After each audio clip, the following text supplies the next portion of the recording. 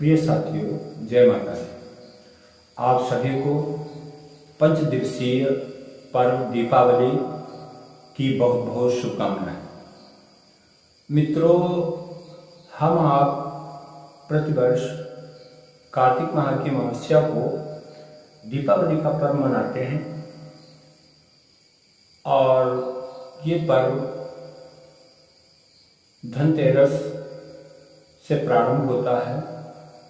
उसके बाद नरक चतुर्दशी और अमावस को दीपावली, प्रतिपदा को गोवर्धन पूजा और द्वितीया को हम भ्रात द्वितीया मनाते हैं।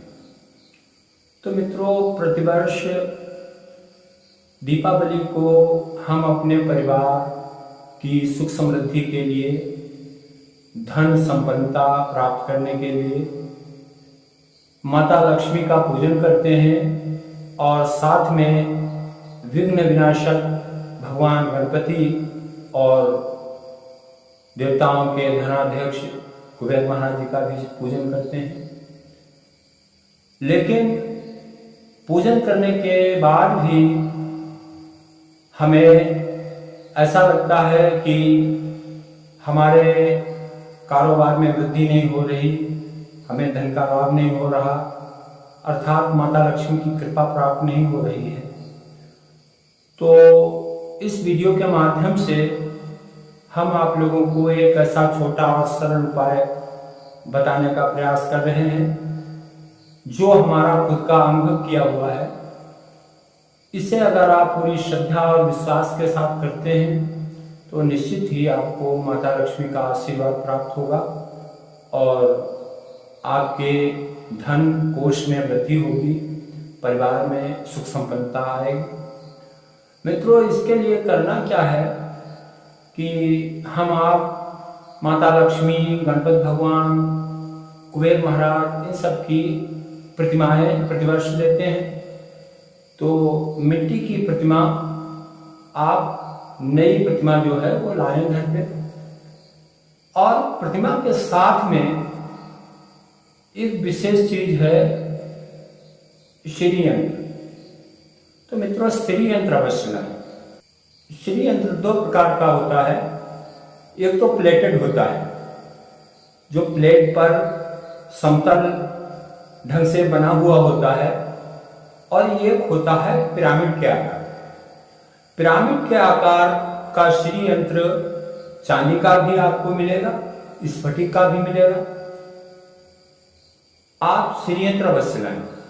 अगर आपको श्री यंत्र नहीं मिल रहा है तो आप माता लक्ष्मी का ऐसा चित्र खरीदें जिसमें भगवान गणपति, कुबेर महाराज के साथ माता लक्ष्मी विराजमान हो और साथ में श्री यंत्र का चित्र भी बना हो।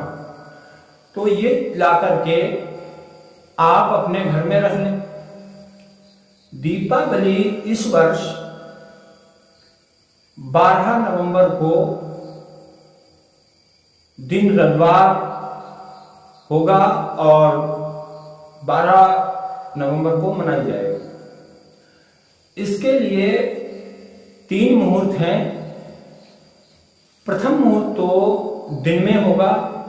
जो लोग कारोबार व्यापार करते हैं, दुकान करते हैं, तो अपने प्रतिष्ठानों पर वो दिन में पूजा करते हैं, तो उनके लिए मुहूर्त है 12:45 से 2:16 तक।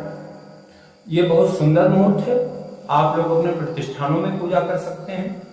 उसके बाद सामान्यतः जो परिवार के अंदर पूजा की जाती है वो प्रदोष काल में शाम के समय होती है। उसके लिए मुहूर्त है 5:25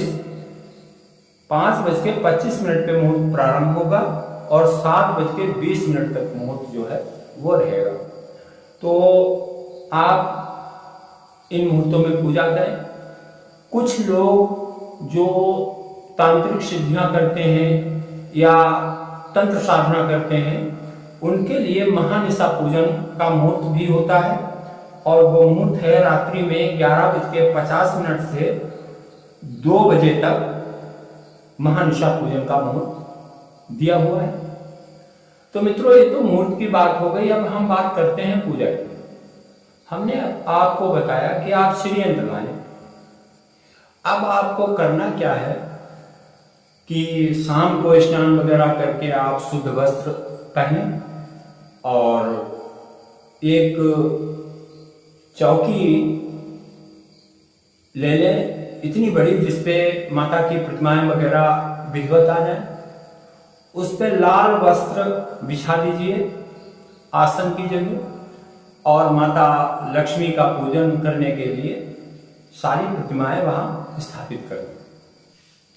प्रतिमा स्थापित करने के बाद एक शुद्ध पात्र में जल ले लें। एक थाली में पूजा के लिए पुष्प, चावल और जो चावल के भुने हुए फूले होते हैं, हम लोग उसे खीर बोलते हैं, तो वो ले लें।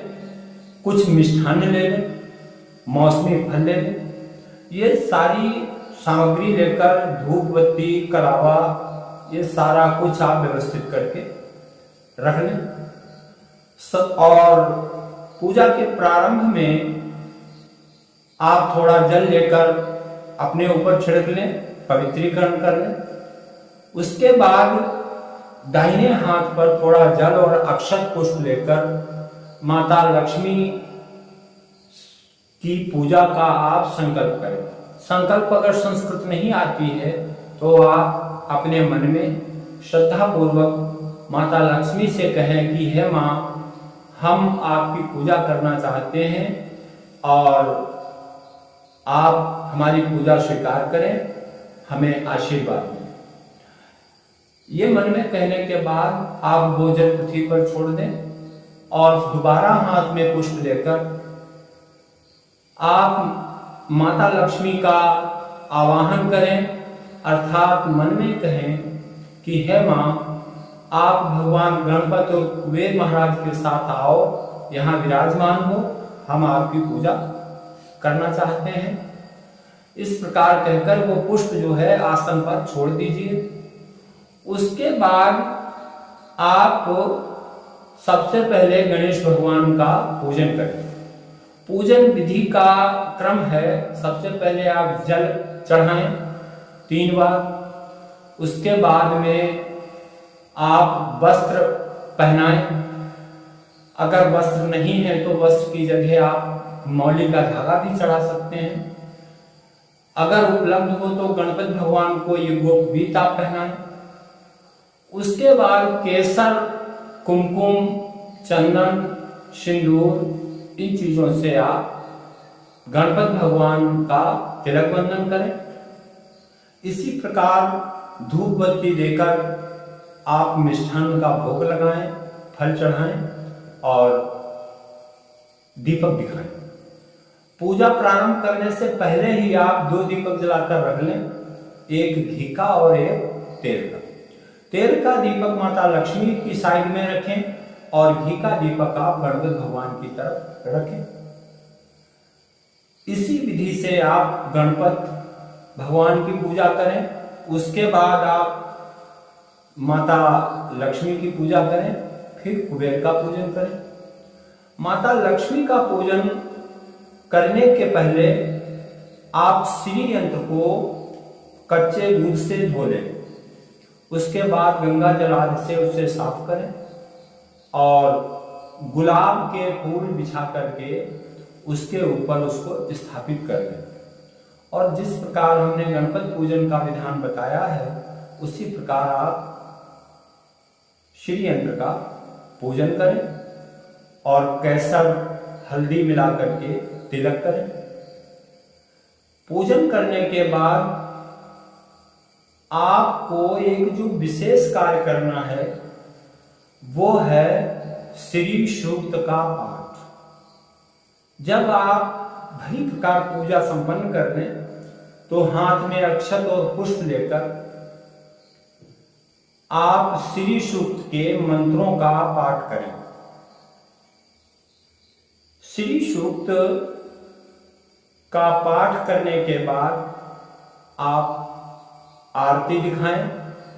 आरती के बाद में थोड़े हाथ में अक्षत पुष्प लेकर पुष्पांजलि करें और माता से प्रार्थना करें कि हे माँ, हमारे परिवार पर अपनी कृपा दृष्टि करो, हमारे दुख दारिद्र्य को दूर करो। तो ये पूजा का विधान है। और मित्रों, चूंकि प्रतिमा के साथ कई लोग सोने चांदी में माता लक्ष्मी का वास मानते हैं, तो चांदी का कोई सिक्का वगैरह रख सकते हैं आप। श्री यंत्र के ऊपर आप चांदी का सिक्का भी स्थापित कर सकते हैं और साथ में उसका भी पूजन होगा। स्नान का वही तरीका है कि आप पहले स्नान कराएं। पंचामृत बना सकते हैं, दूध, दही, घी, शहद और चीनी, इन चीजों को मिला करके आप पंचामृत बना लें, पंचामृत से स्नान करा सकते हैं। तो मित्रों, ये तरीका है। इसमें सबसे महत्वपूर्ण है श्री सूक्त का पाठ। अगर आप दीपावली की रात श्री सूक्त के मंत्रों से माता लक्ष्मी की प्रार्थना करते हैं और उसके बाद उस श्री यंत्र को आप अपने पूजा घर में स्थापित करते हैं, नित्य प्रति उसको धूप दीप देते हैं, तो ये हमारा विश्वास है कि 1 वर्ष के बाद आपके यहाँ धन धान्य में अभूतपूर्व वृद्धि होगी और आपको माता लक्ष्मी का आशीर्वाद प्राप्त होगा। इसी के साथ हम अपना ये वीडियो पूरा करते हैं। फिर मिलेंगे। जय माता।